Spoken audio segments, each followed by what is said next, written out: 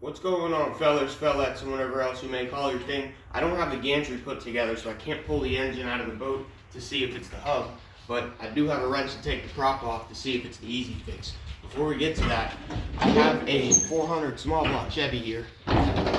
What do you guys want to see me do with the 400?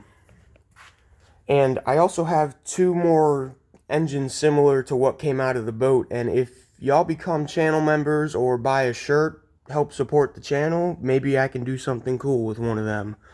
Anyways, let's get to the prop. Alright, let's take the prop off. So, you gotta bend these little tabs out.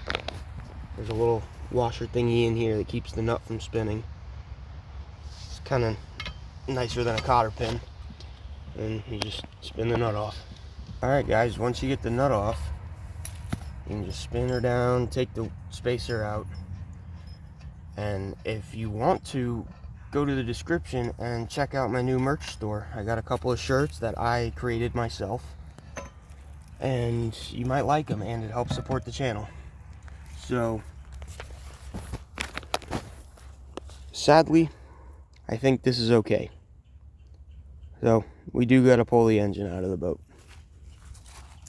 Wah, wah, wah. That kind of sucks.